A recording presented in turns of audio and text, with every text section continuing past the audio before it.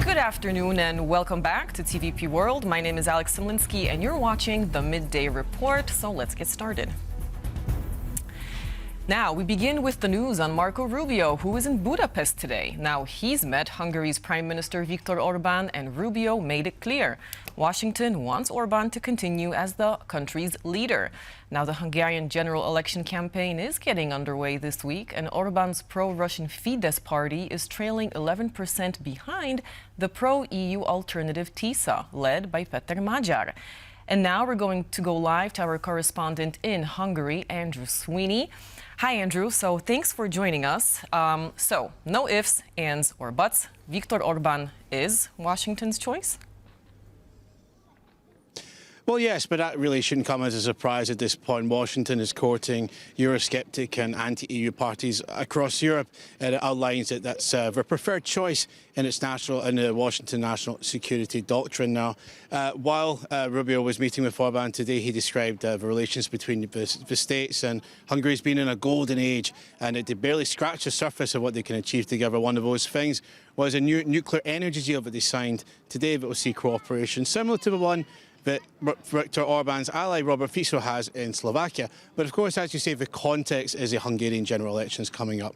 The Fidesz party, Viktor Orbán's party, which is very, very anti-EU and pro-Russian to be sure, is trailing in the polls to the more pro-EU Tisza Party led by Péter Magyar. Both leaders held the State of the Nation addresses over the weekend. And while the EU might want Tisza to soften some of its messages on the Migrant Pact and its opposition to Ukraine receiving fast-track membership to the bloc, that's a much better choice for them than Viktor Orbán.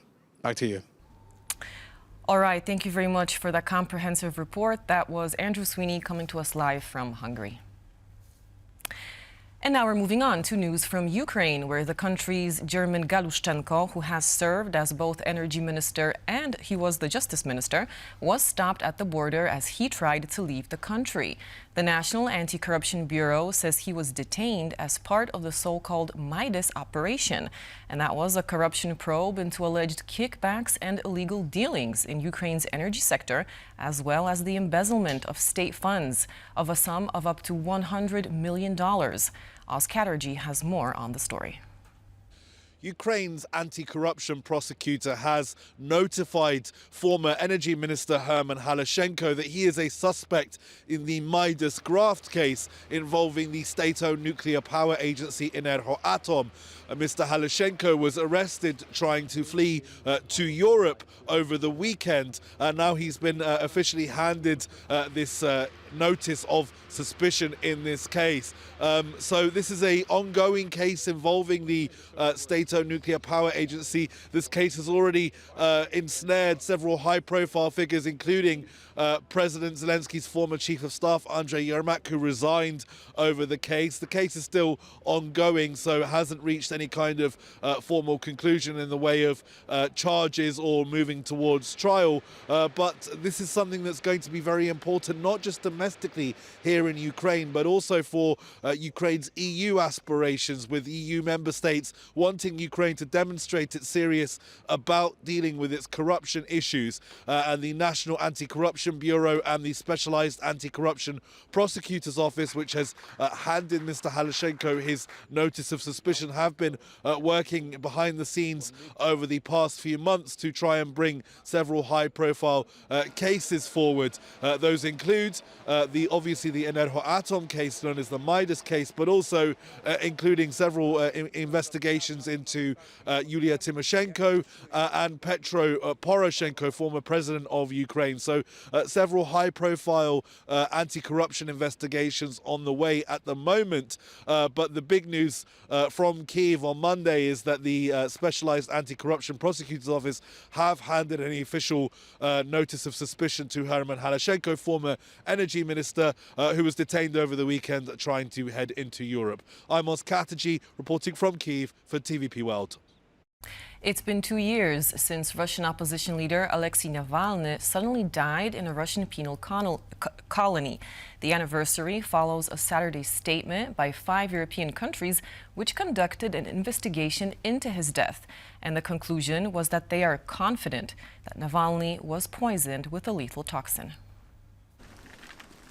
Western diplomats gathered at the grave of Alexei Navalny in Moscow to lay flowers there on the second anniversary of his death. The commemoration takes place just days after the United Kingdom, France, Germany, Sweden and the Netherlands said that the likely cause of his death was poison. This confirms what we knew from the very beginning. We knew that our son did not simply die in the colony, he was killed. Moscow argued that Navalny died of natural causes, but the investigation by 5 European countries, based on analysis of samples from the Kremlin's critic, confirmed the presence of a toxin found in poison dart frogs in South America. The compound is not naturally found in Russia. Epipatidine paralyzes the human body, briefly disabling nerve receptors, and the person dies. The poison itself can be either natural, literally extracted from a frog, or synthesized. And in Russia, there are institutions that reproduce it in laboratories. It is clear that the Russian authorities had the means and the motive to administer the poison to Navalny. The 5 countries said their findings highlight the necessity to hold Russia accountable for its violations of international law. This poison is a prohibited chemical weapon. It's not something you can buy at a local store or cook in your kitchen. It couldn't have just accidentally ended up inside a punishment cell in Karp. It was delivered there and used to kill Alexei.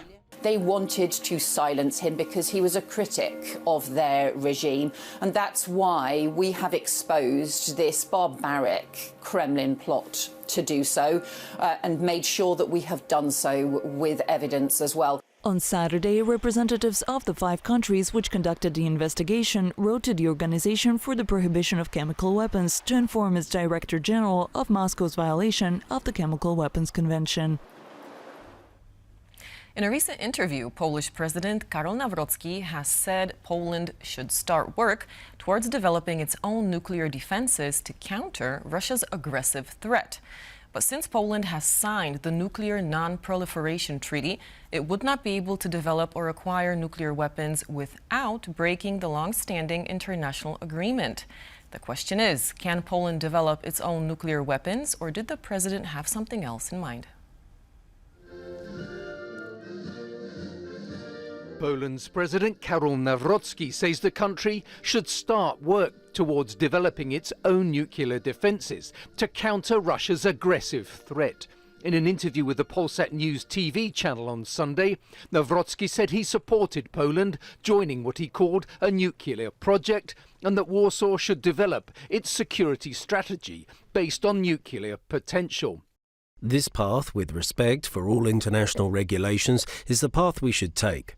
We are a country right on the border of an armed conflict, and we know what the attitude of the aggressive Imperial Russian Federation toward Poland is. Last year, the country's previous president, Andrzej Duda, called for the US to deploy its nuclear warheads to Poland. Duda presented this as a necessary defensive move in response to Russia's invasion of Ukraine and its deployment of tactical nuclear weapons in Belarus, which borders Poland. But US Vice President J.D. Vance said at the time he would be shocked if Donald Trump agreed to such a move. The head of Poland's Parliamentary Foreign Affairs Committee, Paweł Kowal, said there are questions over President Nawrocki's comments. I think the president meant nuclear sharing. That is, the ability to use nuclear payloads or weapons owned by other allied countries. But I don't know if that's what he meant, so I can't comment on that. The MP said there was interest in sharing France's nuclear capability. Poland is interested in the nuclear sharing programme. When it comes to the French nuclear arsenal and using it as a foundation for a nuclear umbrella that reaches beyond France itself, then yes.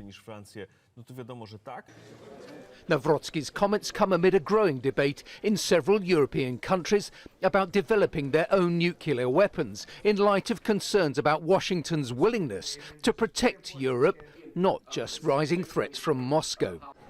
Warsaw signed a treaty with France last year, which Polish Prime Minister Donald Tusk said will open the way for Poland potentially sharing protection from French nuclear missiles.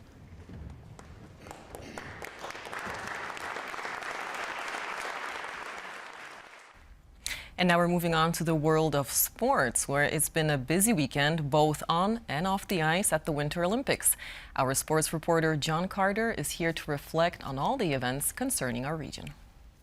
Thank you very much, Alex. So we're going to start our roundup with Kasper Tomaszak, the undoubted star for Poland of these games so far. Now, Tomaszak won a silver in the normal hill event in ski jumping last week, and he added another medal to his collection at the weekend when he won a bronze in the large hill event. Let's have a look at the podium and the results table. So it was the pre-tournament favourite, the Slovenian Domen Prevec of Slovenia, who took the gold. And in the second place, Rin Nikaido of Japan earned the silver medal.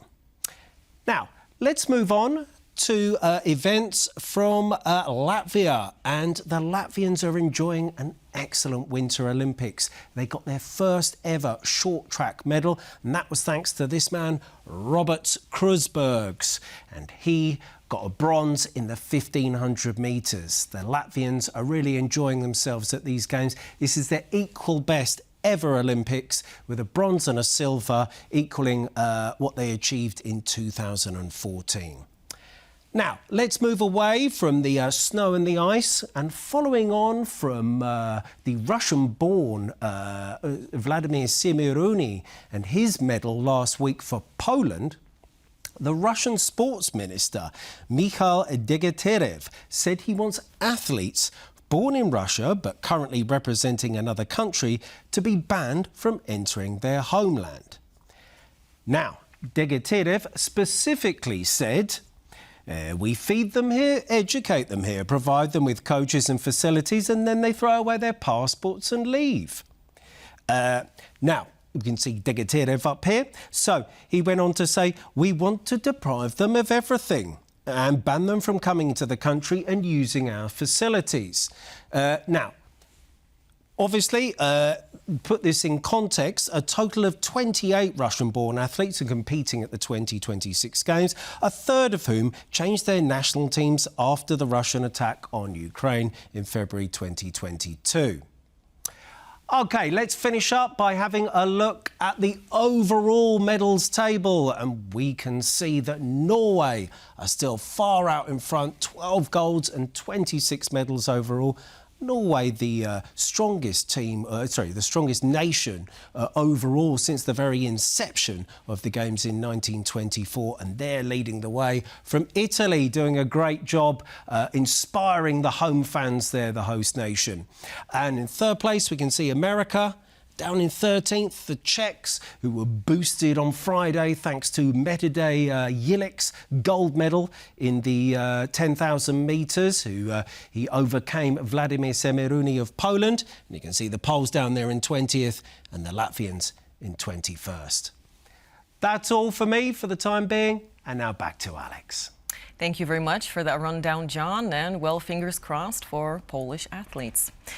And now we're returning to the world of politics. Now, the Czech foreign minister is visiting Poland today. What adds spice to the visit is a recent verbal clash between him and his Polish counterpart at the Munich Security Conference.